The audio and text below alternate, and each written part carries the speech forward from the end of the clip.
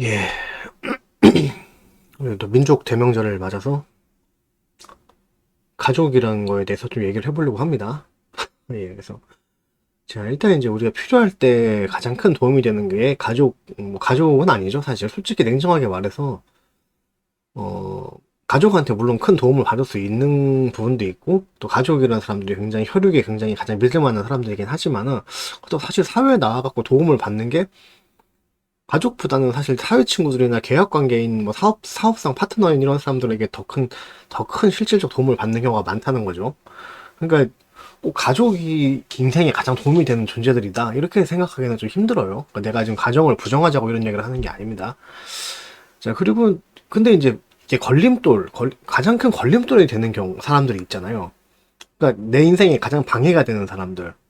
솔직히 근데 이 경우에 가족이 가장 큰 걸림돌이 되는 게 사실인데, 내가 이렇게 얘기하는 건 가족 자체가 걸림돌이다, 이렇게 들릴 수가 있는데, 그건 아닙니다. 그러니까, 가족이란 존재가 인생의 걸림돌이라는 얘기가 아니라, 가족과의 불화가 있거나, 어떤 화목하지 못한 가정은, 어떤 다른 사회적 경쟁 관계에 의해서 생기는 불화들보다, 가족 간의 불화는 더욱더 인생의 큰 방해 요소로 작용한다는 거예요. 이거는 뭐냐면은, 가족이란 관계가 소중하기 때문에 이 소중한 가족과의 불화는 사실 피해갈 수가 없잖아요.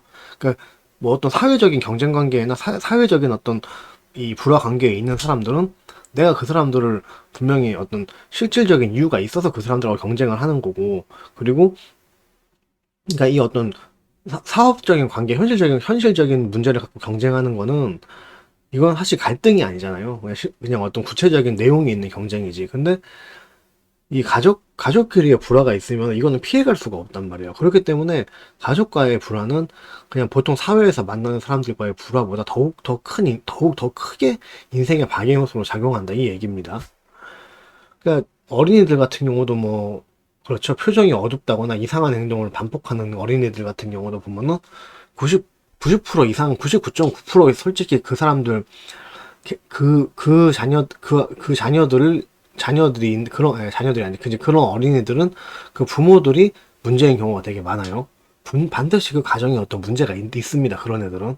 그러니까, 그리고 뭐, 가정에서 어떤 불화로 인한 정서적인 문제 때문에 정신질환이 걸린다거나, 그래서 그런 부분들 때문에 사회활동도 못하게 되고, 또 예를 들어 예술가들 같은 경우는 그 가족적인 어떤 문제 때문에 창작 활동에 대해서 방해를 받고 또 그 사람 재능이 발휘가 되지 못하는 경우도 굉장히 많다는 거죠. 그러니까 이렇게 어떤 가족 간의 불화는 사회생활을 하지 못하게 만든다. 사회생활에 굉장히 큰 걸림돌로 작용한다. 이 얘기입니다. 그러니까 가끔 이제 막 그 옛날에 집구석에서 막 지 마누라랑 지 애들 실컷 패놓고 자기는 사회생활 잘하는 사람들이 있어요. 그러니까 이런 사람들이 진짜 사이코패스죠. 보통 뭐냐면은 정상적인 이 인성을 가진 사람이면은 당연히 자녀들라든가 마누라를 때리진 않겠지만은 만약에 마누라하고 조금 안 좋은 일로 다퉜어. 좀 서로 이제 의견차가 생겨서 마누라하고 다퉜어요. 배우자하고 다투고 나서 출근을 하면은 사실 하루 종일 기분이 안 좋아요, 정상이란 말이야. 그럼 그 사람이 소중하니까 그렇죠. 소중한 사람하고 다툼이 있었기 때문에 그 부분이 계속 신경이 쓰이는 거고, 그렇기 때문에 소중한 사람일수록 서로 배려를 하고, 서로 양보를 하고, 서로 이해를 하고, 그런 갈등을 최소화시켜야 됩니다. 그게 서로의 인생에 좋은 거죠. 근데 지가 일방적으로 막 자기 가족을 실컷 이렇게 폭행을 해놓고, 자기는 또 아무 일 없었다든지 사회에 나가서 사회생활 잘하는 사람들이 있어요. 이런 사람들 진짜 사이코패스인 거죠. 예전에 어떤 뭐 국회의원도 그런 경우 있었죠. 비교적 최근인데, 자기 마누라 골프채로 패 죽여갖고 감옥에 갔는데, 그런 사람이 자기가 국회의원까지 올라갔다는 거는 완전 사이코패스라는 거죠. 예? 그러니까 마누라를 골프채로 패 죽일 정도면은 평소부터 불화가 있는 집안이었단 얘긴데, 그런 가정 불화가 있는데도 자기는 물론 가정 불화도 아니었겠지. 자기가 일방적으로 마누라를 괴롭혔겠죠. 그렇게 마누라 괴롭히면서 급기야는 마지막에 때려 죽이기까지 하면서 자기는 국회의원까지 올라갔다는 거죠. 완전 사이코패스죠. 예. 여튼간에 인류가 존속하기 위해서는 가정이라는 거 최소한의 단위는 반드시 필요하죠. 사람들이 가정을 이루지 않으면은 인류가 존속할 수가 없겠죠. 근데 그 가정이 평화롭지 못할 경우에는 이게 개인의 삶을 파괴시키는 가장 큰 원인이 된다는 겁니다. 근데 이제 그리고 이제 이 가정의 평화가 깨지는 거는 이제 큰 사건 사고 때문에 깨지는 게 아니에요. 예를 들어서 뭐 부모님 중에 누가 큰 병에 걸렸다거나 뭐 갑자기 사고로 뭐 어떤 분이 돌아가셨다거나 이런다고 해서 그것 때문에 가정이 깨지진 않잖아요. 오히려 그런 사고를 토대로 그런 사고를 또 계기로 해가지고 또 오히려 더 돈독해질 수 있는 부분도 분명히 있단 말이에요. 그렇게 어려움을 같이 극복해 나가는 과정에서. 근데 그게 아니라 이 잘못된 언어 습관과 인격 무시 이것 때문에 평화가 깨지는 거예요. 사람의 문제라는 거죠. 가정 환경의 문제가 아니라. 그러니까 우리는 가난했기 때문에 범죄자가 됐습니다. 이것도 사실 좀 말이 안 돼요. 그러니까 물론 가난이라는 게 진짜 이 나라 자체가 진짜 심각하게 빈곤과 기아가 시달리는 나라라서 막 전체적으로 막 뭐 강도, 절도 이런 게 난무하는 강도, 절도, 살인 이런 게 난무하는 사회라고 봐요. 이거는 이 사회 자체가 막장인 거기 때문에 그런 극단적인 경우를 얘기하는 게 아니라 보편적으로 최소 생활이 보장되는 사회에서 가정이 파괴가 되는 거는 어떤 가난하고 뭐 아버지가 사업에 실패하고 이런 식의 큰 어떤 사건 때문이 아니라 이 가족들의 인성 문제라는 거죠. 네. 근데 이제 물론 그렇다고 해서 큰 사건 사고로 인해 경제적인 어려움 때문에 이게 가정 불화가 생길 수도 분명히 있을 거예요. 근데 사실 그 정도의 유대감밖에 안 되는 가족은 그 전부터도 뭔가 서로 간에 상호가 문제가 있었을 거란 말이에요. 예를 들어서 남편 사업이 망했다고 바로 도망을 간다거나 부인이 도망을 간다거나 또는 뭐 부인이 병에 걸렸다고 그냥 버린 남편이나 이런 사람들은 애초부터 인격에 문제가 있었고 상호간 유대감이 아예 없었다는 거죠. 애초에 정상적인 가정이 아니었던 가족들이 이 어떤 큰 사건을 계기로 해서 완전히 박살이 나는 경우죠. 예. 근데 제가 말씀드리는 거는 정상적인 유대관계에 있고 서로 가족 간의 사랑이 있었던 기본적인 가족 간의 어떤 가족 간의 애정이 있었던 집안에서 어떤 가족 중에 누가 사고를 당한다고 해서 그것 때문에 가정이 파괴되진 않는다는 겁니다. 이 언어 습관과 상호간 인격적인 무시 이것 때문에 가정이 파괴된다는 거죠. 근데 그러니까 이제 전혀 경제적인 문제가 없던 집안이라고 해도 뭐 자기 마누라에게 한 번이라도 쌍욕이나 폭언을 말했다거나 마누라한테 폭력을 한 번이라도 사용을 했다면은 사실 이런 경우는 진짜 평생 돌이킬 수 없는 불신을 낳는 거예요.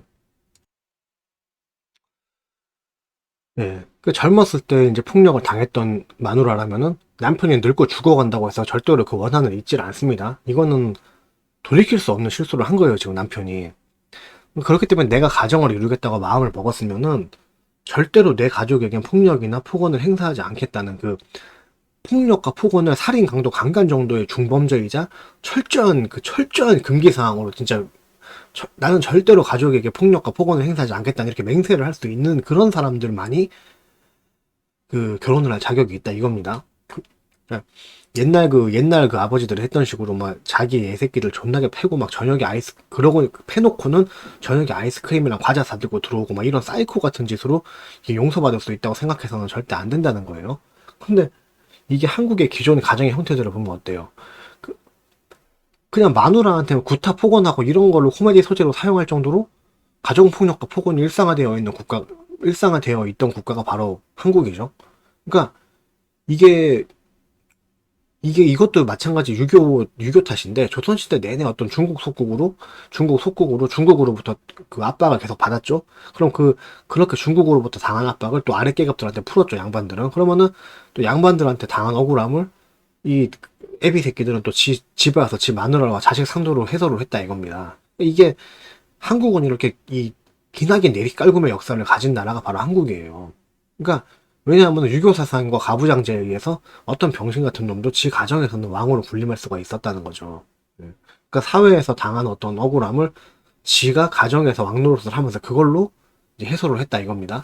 자 그러면은 해소할 게 없는 여자나 어린 자식들은 어떻게 해요? 그러면은 근데 이게 형제들끼리도 그런 게 있었죠. 또 형들은 또 지 동생 아무렇지 않게 두들겨 패고 이랬죠. 제가 고등학교 다닐 때만 해도 밤 12시가 넘었는데 자기 동생 자는데 발로 차서 깨워갖고 편의점 가서 뭐 담배 사와 이런 거 시키는 미친 새끼들 실제로 있었습니다. 그러니까 이게 무슨 옛날 그 어른들은 진짜로 막 그랬어요. 막 형제들끼리 한 살만 차이 나도 연년생들은 많이 싸우니까 네가 어릴 때부터 위계 질서를 제대로 잡아줘야 돼. 이런 얘기를 아무렇지도 않게 했어요. 예. 아니 형제들끼리 위계 질서가 뭐 어딨어요? 그러면 뭐 동생으로 태어난 사람은 평생 형한테 눌려 살아야 돼요?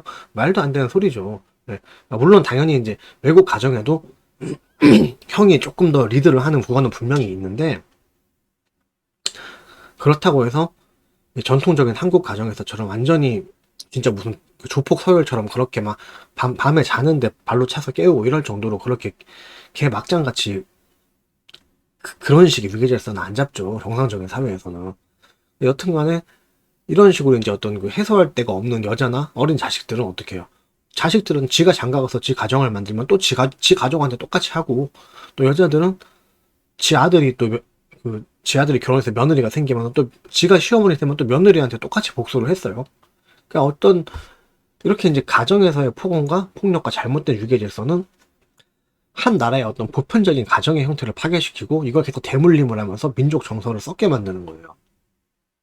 근데 지금 물론 이제 도 넘은 여성부의 어떤 역차별로 인해서 옛날 세대 남자들의 죄값을 현재 젊은이들이 대신 치르고 있지만은, 사실 불과 몇십 년 전까지만 해도 한국의 수많은 여성들은 제발 내 남편 될 사람이 가정폭력을 일삼지 않는 좋은 사람이기를, 이런 도박하는 기분으로 시집을 가야만 됐어요. 이게 왜냐하면은 공권력에서 가정폭력에 별로 관여를 안 했거든. 예. 그렇기 때문에 여자들이 본능적으로, 우리나라 여자들은 많이 배우고 가정 환경이 원만하고 언어 습관이 바르고 또 사회성이 좋은 남자를 선호하는 거죠. 그러니까 열받는다고 아무렇지도 않게 지 자식 새끼한테까지 막 이 새끼 저 새끼 막 마누라한테 뭐 씨발년 조발년 나오고 집구석에서 상습적으로 술 처먹고 뭐 공포 분위기 조성하는 남자는, 이 사람은 필연적으로 가정을 파괴시키고 가족들과 자녀들의 삶을 완전히 짓밟아 버리기 때문이죠. 예. 그래서 요거는 이제 바로 다음 칼럼으로 이어서 할 거고요. 그러니까 이게 이제 뭐 부부싸움은 칼로 물베기가 아니라 엎질러진 물이다, 이런 제목인데, 이제 제가 말씀을 드리는 거는 일단 가정의 어떤 평화라는 거는 사실 부부관계가 가장 기본이 되는 거죠. 그러니까 부부끼리 이렇게 사이가 좋고 부부끼리 사이가 좋은 가정은 대부분의 문제들이 대신 다 해결이 돼요. 그러니까 자식들한테 별로 신경을 안 써도 자식들은 사실 자기가 알아서 자기 행복을 찾아가는 거죠. 어쨌든 이 사람들이 자생 능력이 없을 때까지는 부모들이 책임을 지고 양육을 하는 거지만은, 어차피 자식들도 자기 삶을 찾고 자기 행복을 찾아서 간다는 겁니다. 자, 그러니까 이제 근데 한국 같은 경우는 사실 이 마누라를 그냥 자기 씨바지로 생각을 하고, 그리고 자식한테는 과도한 참견을 하면서 자식을 자기 분신처럼 생각을 하고, 자기가 원하는 삶의 방향을 자식한테 막 강요를 하면서 이 부부 관계와 자식 부부 관계와 그 어떤 그 자녀와 부모 간의 그런 관계까지 부모 자식 간 관계까지 이거 다 아무것도 잡지를 못했다는 거죠. 그러니까 부부 관계도 망치고 부모 자식 간의 관계도 망치고 이런 식으로. 그래서 이런 부분에 대해서 좀 말씀을 드리려고 이 글을 썼고요. 근데 이제 부부싸움이라는 게 어떤 칼로 물베기라는 식으로 뭐 이거 단순하게 막 생각할 문제가 아니라는 거예요. 사실 사소한 말다툼이나 사소한 시비 같은 것도 최소한으로 하는 게 좋아요. 그냥 잔소리도 하지 말고 서로 작은 실수 같은 거 그냥 넘어가고, 뭐 예를 들어서 그래서 남편이 뭐 오줌 싸다가 변기에다가 오줌방울 몇 개 튀겼으면은 그냥 물 부어서 씻고 그냥 끝낼 수 있는 그런 자세가 필요한 거죠. 여기서 일일이 뭐 여기 오줌방울 왜 튀겼냐 이러면 또 남편 입장에서도 또 다른 걸로 또 복수를 한단 말이야. 아 여보 이거 왜 이렇게 했느냐 이런 식으로. 이런 식으로 자기 딴에는 뭐 가정의 위계 질서라고 질서를 잡는다고 생각을 할지 모르겠는데, 그럼 조그만 트집 잡는 잔소리들이 나중에 모여서 이걸로 큰 그 감정의 골이 생기고, 이것 때문에 뭐 이혼까지 하고 큰 가정 사고도 나고 진짜 뭐 가정 파탄이 나고 서로 진짜 극단적인 상황까지 폭력까지 행사하면서 이런 작은 일들이 모여서 그렇게까지 된다는 거죠. 그래서 저는 부부싸움이건 어떤 싸움이든 간에 저는 최소한으로 하는 게 좋다고 생각하는 사람입니다. 그러니까 이 부부싸움이라는 걸 가볍게 생각하면 안 된다는 거예요. 그 이제 여튼간에 이제 부부싸움은 칼로 물베기라는 이 소리는 그건 동등한 입장에서 뭐 예를 갖춰서 어떤 생각이 좀 의견 차를 갖고 다퉜을 때 그런 때 얘기고, 이 옛날 한국식으로 밥상 없고 뭐 마누라 지근지근 밟는 이런 부부싸움은, 이거는 뭐 칼로 물베기가 아니라 엎질러진 물처럼 주워 담을 수 없는 일생일 때 큰 사건이란 거죠. 근데 지금 뭐 일베 같은 사이트도 마찬가지고 자칭 우파 표방하는 사람들 보면은 굉장히 이게 막 남성 위주의 그런 이 가정에 대한 어떤 관념을 갖고 있잖아요. 그러니까 이제 그 뭐 마누라 3일 한 번씩 패야 된다는 등 무슨 뭐 이걸 가부장제로 꽉 붙잡고 있어야지 그게 가정이 제대로 돌아간다는 이런 이상한 생각을 갖고 있는데 이게 말도 안 되는 소리인 게 이거 전부 다 조선시대의 어떤 그 유교의 그 유교 성리학에 찌들어 있던 조선시대식의 어떤 그런 잘못된 가부장적인 그런 가족에 대한 관념인데 이게 이걸 오히려 자유주의 우파라는 사람들이 이거를 타파를 하고 새롭게 근대적인 어떤 가정의 형태를 정착시키려고 노력을 해야지 어떻게 그거를 조선시대에나 하던 짓을 지금 다시 하자고 하는 그런 사람들이 어떻게 본인들이 우파다 그렇게 말씀을 하시냐는 거죠. 그건 잘못된 거죠. 그러니까 네가 지금 같은 경우도 야 네가 뭐 우파면은 페미를 존나 까고 남자 편을 들어야 되는 거 아니야 이렇게 생각하실 수가 있는데 그거는 좀 무리가 있는 게 내가 그때도 말씀드렸지만 나는 당연히 전에도 그 페미에 대해서 굉장히 제가 얘기를 했습니다. 페미니즘이라는 거를 통해서 어떤 식으로 우리나라의 자유를 삭제를 하고 우리나라 사회를 파괴시키고 남녀 관계를 파괴시키고 또 가정을 파괴시키는지 그 부분에 대해서는 내가 예전에도 분명히 다 글로 쓴 내용인데 지금은 그런 맥락에서 말씀을 드리는 게 아니라 분명히 우리나라의 한 수십 년 전까지 어떤 조선시대부터 수백 년 동안 내려왔던 어떤 가정적인 문제들은 사실 이 남성우월주의나 어떤 남성 위주 그리고 가부장제 이런 거에 의해서 생겨난 문제들이 훨씬 많다는 거예요. 그러니까 분명한 거는 과거의 어떤 가정의 형태들과 어떤 과거부터 이제 뭐 비교적 최근까지도 계속 있었던 가정 불화들 같은 경우는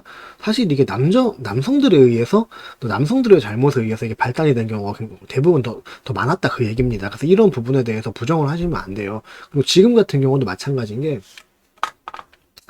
이게 아무리 뭐 남녀 평등 사회가 돼도 이 남자의 완력이 더 세다는 그 부분을 지금 무시를 하면 안 돼요. 남자들은 그거를 굉장히 그런 거를 잘 생각을 못하는 부분이 있던데 내가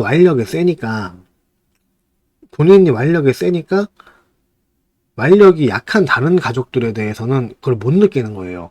근데 예를 들어서 우리가 학교 다닐 때 보면은 저도 중학교 때 남중을 나와갖고 근데 키도 엄청 작고 막 이래갖고 막 돈도 뺏겨보고 막 진짜 뭐 싸움 잘하는 애들한테 끌려가서 쳐 맞아도 아무 잘못 없이 장난감처럼 샌드백처럼 막 두들김도 당해보고 다 해본 사람인데 그렇다고 내가 왕따였냐면 그것도 아니었어요. 보편적으로 그땐 그런 짓을 하는 놈이 되게 많았습니다. 그러니까 그만큼 한국 남자들이 굉장히 폭력적인 성향이 강한 것도 사실이에요. 근데 사실 이제 자기가 그렇게 폭력을 당하다가 당했으면은 이제 그때 좀 기분을 돌이켜보면은 이게 선생님한테 말을 하면은 해결이 될 것 같지도 않고 부모님한테 말도 안 될 것 같고 당장 학교에 가면 걔들하고 다시 쉬는 시간마다 또 끌려가서 두드려 맞아야 되는데 그게 공포스럽다고 그런 거 자체가 폭력을 당해본 사람은 알아요. 근데 마찬가지로 이게 가정에서 그런 일이 일어난다면 어떻겠어요. 그러니까 아무리 법과 제도가 발달을 해도 어린 자녀들 입장에서는 당장 세상에서 가장 강하고 가장 무서운 사람이 자기 아버지란 말이에요. 왜냐하면은 본능적으로 그 완력의 차이를 느낀다고요. 그리고 사실상 솔직히 말해도 그렇잖아요. 성인 남자 완력이면은 뭐 특별히 뭐 운동 많이 했는 뭐 아만다 누네저나 이런 막 격투기 챔피언들이라던가 뭐 이렇게 뭐 옛날에 뭐 WWE 뭐 차이나 같은 그런 근육질 여자들처럼 특별히 강한 여자들 빼면은 보편적인 경우에 사실 남자는 여자를 맨손으로 굉장히 쉽게 제압을 할 수 있고 솔직히 맨손으로 죽이는 것도 가능하잖아요. 그러면 생각해 보세요. 이게 사람은 다 태어나면 아무리 문명이 발달해도 사람이 태어나면서부터는 본능만 갖고 태어난단 말이에요. 본능만 갖고 태어나는데 가정에서 가장 강한 존재는 어느 가정이나 그 아버지가 가장 강한 존재고 아버지라는 사람들은 아무리 지가 사회에서 찌질해도 본인이 남자이기 때문에 여자인 자기 마누라나 자기 자식들은 아무렇지도 않게 죽일 수가 있단 말이에요. 근데 실제로 옛날에 제 가족들 다 죽이고 동반자살하고 이런 사례들 엄청 많았잖아요. 이것도 웃기는 게 아니 뒤지려면 혼자 뒤져야지 왜 가족들을 죽이고 죽어요. 그러니까 가족들 죽이고 죽는 애비 새끼들이 되게 많았다니까. 그게 뭐냐면은 애초에 가족이라는 걸 자기 소유물로 생각하는 거야. 그러니까 내가 죽으면 가족들도 죽어야 된다 이거죠. 순장하듯이. 그러니까 뭐 내가 없으면 자식들이 어떻게 사냐 이런 말도 안 되는 소리 하지 마세요. 삶은 각자의 삶이에요. 지가 뒤지고 나면 자식들이 어떻게 되든지, 뭐, 자연 도태가 돼서 굶어 죽든지, 그거는 자연이 선택하고, 자기 자식들이 선택할 문제고, 자기 마누라가 선택할 문제지, 그거를 무슨 뭐, 가스를 틀어가고, 가족들 다 죽이고, 뭐, 동반자 탈하고, 이런 말도 안 되는 짓거리는 그거는 가족을 위하는 게 아니에요. 그러니까 지금도 마찬가지지만은, 난 자살 이딴 거 절대로 미화를 안 시키고요. 그리고 심지어는 가족 동반자 살아는 새끼는 그냥 개새끼라고 봐요. 이거를 무슨 이 사람들을 이해하고 뭐 면면을 갖고 바라보고 이러는 거 절대 없습니다. 저는 그거를 여튼간에 그 말씀드리고 싶은 건 그겁니다. 한마디로 그 본인은 그냥 힘을 갖고 본인은 그냥 뭐 가정의 위계 질서를 잡겠다고 좀 눈에 힘 좀 주고 좀 윽박 지르고 과거 한번 꽝 부시고 막 마누라 싸대기 하는데 탁 올리고 자식들 한번 패고 발로 한번 차고 막 이런 식으로 그 가장의 권위가 세워진다고 착각을 하시는 분들이 계시던데 그건 절대 아니고요. 그걸 당하는 사람들 입장에서는 그걸 당하는 자식들이라든가 여자들 입장에서는 본능적인 공포를 느낀다고요. 일단 법이 있건 없던 간에 자식들이 법을 알 리도 없고 법을 아는 부인이라고 해도 일단 완력에서 밀리기 때문에 사람이라는 건 자기 목숨에 대한 위협에서는 누구든지 극도의 공포를 느끼잖아요. 내가 뭐 신고를 하면 어떡할 거야. 경찰이 왔을 때 내가 이미 죽어 있는데 신고한 다음에 112가 오려면 최소 5분은 걸릴 텐데 5분 동안 칼로 한 100번은 찌르겠네요. 에? 그렇잖아. 그러니까 그만큼 본인이 가정에서 어떻게 행동하냐에 따라 가족을 지켜주는 든든한 아버지와 든든한 남편이 될 수도 있고, 본인이 가정에서 가정에서 가장 제일 공포의 대상이 될 수도 있다는 거, 그거를 분명히 인지를 하셔야 된다니까? 근데, 이 사람이 상습적으로 폭력을 일삼는 사람인데, 심지어 집구석에서 술까지 마시고, 얘가 술에 취하면 10번 중에 한 번 이상은 반드시 깽판을 치는 새끼인데, 또 이제 아버지가 술을 먹기 시작하는 거야, 집에서. 그러면 아버지 술 먹는 소리만 들려도 자식은 불안한 거예요. 이게 작은 일이 아니라니까? 응? 그 아버지, 그 남자의 완력 밑에서 숨 죽여갖고 그거를 갖다가 당하는 사람들 입장에서는 거기서 생명의 위협이랑 본능적인 공포를 느끼고 있다니까요? 그니까 이거, 지 마누라나 자식들 한 번이라도 패거나 겁주는 새끼들은 솔직히 이거 들으시면 진짜 반성해야 돼요. 정말 잘못한 거예요, 그거는. 네. 여튼간에 다시 본문으로 돌아가면은, 그러니까 이제 옛날 아버지들은 그 어떤 이 가정에서 구타나 폭언을 하는 거를 굉장히 가볍게 생각을 한다는 거죠. 가정에서 발생한 해프닝 그 정도로 가볍게 생각하는 거예요. 이게 문제가 이런 거 막 시트콤이나 뭐 코미디 프로 이런 데서도 아버지가 으아 막 이런 거를 갖다가 뭐 그거를 코미디 소재로 삼는 거야. 그게 코미디가 아니에요. 예. 여튼간에 이게 절대로 집에서 그 지랄을 떨어놓고 저녁에 치킨이나 아이스크림 사온다고 해서 이게 용서가 될 수 있는 작은 일이 아니라는 거, 그거를 제발 아셨으면 좋겠고, 이거를 평생에 한 번 했다고 해도 작은 일이 아닌데 보통 이걸 한 번 하는 놈들은 상습적으로 합니다. 이거를 본인들은 한 달에 한 번 하면서 이게 적은 줄 알아요. 아주 쿨탐 됐다, 한 달에 한 번 또 뒤집어야 되겠다, 이런 거지. 한마디로 옛날 군대에서 한 달까지 한다 이러면서 뭐 아무 잘못한 것도 없는데 후임병들 그냥 이유 없이 모아놓고 팼단 말이에요. 자다가 막 자는데 그냥 깨워서 갑자기 패, 애들을 막 그냥 분기 잡느라고. 그래서 옛날에 안 맞으면 자면 안 온다 이런 말이 있었어요. 왜냐면은 자다가 깨워서 언제 때릴지 모르니까. 그러니까 아예 맞아야지, 오늘 맞을 거 다 맞아놔야지 잠이 온다, 그 얘기예요. 예. 근데 뭐 이제 그 아까도 말했지만 뭐 TV 드라마라든가 시트콤에서 아무렇지도 않게 이놈의 옆였네, 뭐 이런 막 말을 하고, 뭐 제 자식한테도 뭐 쌍놈의 새끼라든가 뭐 그러면서 괜히 자기 자식을 툭툭 막 뭐 뒤에서 팍팍 때리고 막 이놈의 새끼 하면서 쥐어받고 이런 게 막 코미디처럼 묘사가 되죠, 한국 영화나 드라마에서는. 그래서 또 뭐 마누라 사랑하면서 뭐 사랑한다면서 뭐 아픈 여자한테 이 오라질려나 뭐 이 눈깔 왜 나를 못 보느냐, 왜 먹지를 못하니, 뭐 이런 이런 게 막 명작 문학에 나올 정도니까 그러니까 그런 걸 계속 보면서 이런 폭언들을 그냥 표현이 서투른 우리 아버지들 이 정도로 미화를 시켰다 이 얘기입니다. 근데 이제 이런 게 절대 미화가 가능하거나 작은 일들이 아니란 얘기죠. 웃고 넘어갈 이야기들이 아니란 얘기죠. 예를 들어서 뭐 미국 드라마나 영화 같은 거 보면은 뭐 이렇게 그 뭐 이렇게 어떤 뭐 청소년이나 여자들한테 조금만 몸에 조그만 멍자국이라도 있던가 팔목에 조그맣게 뭐 이렇게 강하게 자꾸 끌었던 자국이라도 있으면은 어떤 그 가정폭력의 흔적이 보인다고 해서 그걸 굉장히 심각한 문제로 인식을 시키잖아요. 그러니까 이게 문화의 차이라는 거죠. 그러니까 나도 당연히 그 표현의 자유를 중시 여기는 사람으로서 그렇다고 해서 뭐 저런 식의 어떤 영화나 드라마에서 하는 표현들을 법적으로 제재해라 이런 얘기가 아닙니다. 문제는 저거는 이제 옛날 지나간 시절의 얘기고 지금 저렇게 하면 큰일 난다. 이 정도는 좀 알고 보셔야 된다는 거예요.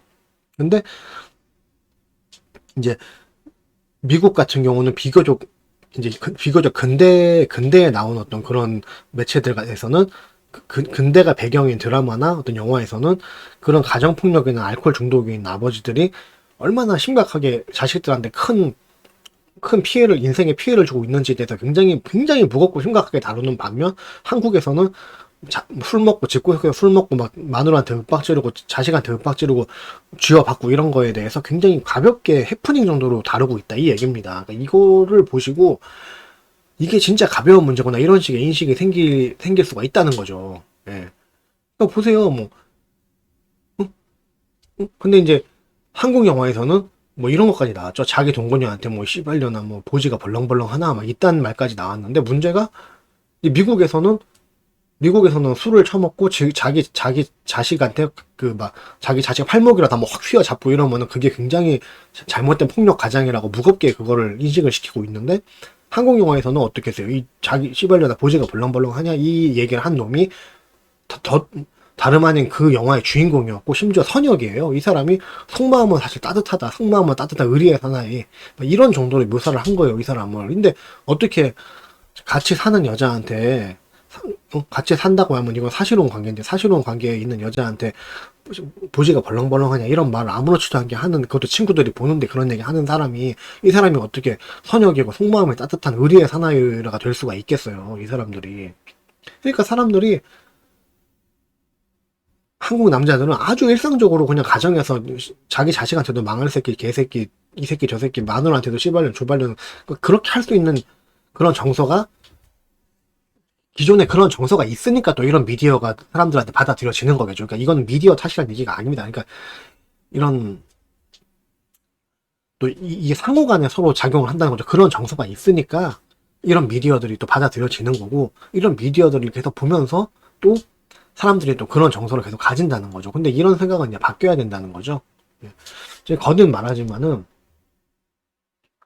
자기 마누라나 자식한테 뭐 쌍놈급의 그런 쌍욕 폭언을 날렸다거나 홧김에 손찌검을 한 번이라도 했다면은 이거 작은 일이 절대 아니에요. 아까도 얘기했다시피 살인 강도 강간급의 일생일대의 실수예요. 이거는 절대 평생에 한 번도 해도 안 되는 거예요. 그런 말도 하면 안 되는 거예요. 그래갖고 저는 뭐 참고로 친구들끼리 전화하면서 집에서 막 나이 들어서까지 자기 친구들하고 전화하면서 이 새끼야 저 새끼야 이 쌍놈의 새끼 지랄하고 자빠졌네 막 이런 얘기 하시는 분들 굉장히 저는 안 좋아해요. 옛날에 뭐 그때 무슨 영화 보니까 뭐 박중훈 배우님 나오는 영화인데 거기서 이제 외국 그 형사하고 같이 이렇게 범인 잡는 내용이었는데 그 영화 제목을 좀 까먹었어요. 근데 거기서 보면은 뭐 한국에서 가장 친한 친구들끼리 하는 인사야. 그러면서 뭐 잘 가라 이뭐 씨발로마 뭐 이런 얘기를 하더라고. 근데 나 이게 좀 이해가 안 가는 게 아니 씨발로는 그냥 욕이지 어떻게 친구들하고도 일상적으로 욕을 막 하고 그러니까 자기 자식들한테도 이 새끼 저 새끼 이놈의 새끼 저 새끼 이놈의 저놈의 새끼 이런 게 그냥 귀엽게 받아들여지는 거야. 이 욕설과 폭언 자체가 잘못된 거죠. 그거는. 응? 여튼간에 이게 뭐 그냥 그냥 귀엽다고 요놈의 새끼 이렇게 하고 막 귀엽다고 안고 토닥거리면서 요놈의 새끼 한 게 그게 아니라 진짜 심각한 상황에서 쌍욕과 폭력과 폭언을 동원해서 애를 혼내키거나 또는 마누라한테 그런 식으로 자기 배우자한테 그런 식으로 했다면은 그거는 최소 10년 이상은 가족들이 잊지 않고 원한을 품을 거고요. 그걸로 인해서 그 이후로 평생 죽을 때까지 가정에 헌신하고 봉사를 해도 이거 용서를 받을까 말까 중범죄다. 그거를 알길 바래요, 제발. 예? 마누라 맞은 사람은 안 잊어버린다고 그거를. 예? 심지어 3, 4년에 한 번꼴로 주기적으로 집구석을 뒤집는 폭력 가장들이 있다면은 내가 3, 4년이라고 얘기를 하는 이유는 이거를 보통 이제 진짜 막장 새끼들은 술 처먹고 뭐 일주일에 한 번씩 집을 뒤집는 새끼들이 뒤집는 놈들은 일주일에 한 번씩 뒤집는 경우가 많은 내 얘기는 3, 4년에 한 번을 하는 것도 이것도 굉장히 자주라는 걸 얘기하는 거예요. 이거는 평생에 한 번 있어도 안 되는 일이 3, 4년에 한 번씩 하면서 자기들 딴에는 나 3년 전에 한 번 뒤집고 한 번도 안 뒤집었으니까 이거는 나는 폭력 가장이 아니야. 이렇게 착각을 하실까봐 3, 4년이라는 지금 이 기간을 그냥 임의로 정한 겁니다. 근데 만약에 이런 식의 주기적으로 폭력을 일삼는 폭력 가장이라면은 이게 경제권 때문에 어쩔 수 없이 붙어 사는 가족들은 사실 속으로 이런 아버지는 죽기만을 바래요. 이거 어쩔 수가 없어요. 예전에 그 살인마의 기억법이라는 그 영화를 보면은 이런 대사가 나와요. 거기서 이제 그 연쇄살인마들은 다는 아닌데 100%는 아닌데 한 99% 이상은 어렸을 때 다 가정폭력을 당한 경우가 많거든요. 근데 연쇄살인마가 어린 시절 얘기가 나오는데 이제 아버지가 맨날 가족들을 패는 거야. 아버지가 맨날 가족들을 패는데 나중에 아버지가 죽어요. 아버지가 죽는데 거기서 이제 아버지가 죽었을 때를 회상을 하면서 살인마가 하는 대사가 그거예요. 아버지는 그렇게 죽었고 우리 가족들은 평화를 찾을 수 있었다. 이런 대사가 나온단 말이에요. 근데 이게 무조건 가부장적인 그 군사불일체 그런 식의 유교적 관념으로 얘기를 하면 어떻게 아버지가 죽었는데 잘 됐다고 말할 수가 있어. 아버지가 아무리 나쁜 아버지라도 아버지는 아버지야. 막 이렇게 얘기를 하겠지만 그게 안 그렇다니까. 내가 안 그러려고 해도 나를 괴롭히고 계속 나를 불안하게 하는 사람은 이건 어쩔 수가 없어요. 한순간 딱 그 생각이 스쳐간 내가 이 사람 죽었으면 좋겠다. 응? 아니라고 말씀하지 마세요. 이거에 대해서. 그리고 그런 아버지라면은 그런 아버지라면 차라리 죽는 게 낫죠. 죽은 다음에서야 가정의 평화와 이 가정의 평화가 찾아오고 가족들이 가정에서 안주를 하고 안도감을 느낄 수 있다. 그 얘기입니다. 이런 사람은 되지 말아야 될 거 아니에요. 사랑하는 가족이 죽기를 원하는 그런 사람이 되지 말아야 될 거 아니에요. 네? 그러니까 이 사랑하는 짝을 만나서 가정을 이룬다는 거는요. 그거는 자기의 가정을 만들거나 또는 이제 자손을 남기고 이런 것들은 행복감을 느끼기 위해서 본인이 선택적으로 하는 거잖아요. 행복을 위해서 하는 거죠. 가정이라는 거는. 물론 이 가정을 이루는 그 과정을 통해 또 인류가 자손을 번식하고 또 이렇게 계속적으로 인류가 유지가 될 수도 있는 거지만은 그거는 어떤 생물학적인 관점에서 봤을 때 어떤 그 번식이라는 목적이 있는 거지. 사실 인간의 결혼이라는 거는 사실 각자가 자신들의 행복을 위해서 하는 거란 말이에요. 그러니까 또 자기가 선택적으로 내 행복을 위해서 내가 선택적으로 결혼을 했으면은 또 분명히 내가 한 선택에 대해서는 스스로 책임을 지고 가정을 소중히 여기고 또 가정을 소중히 여기고 그 가정을 지켜 나가야 되는 거죠.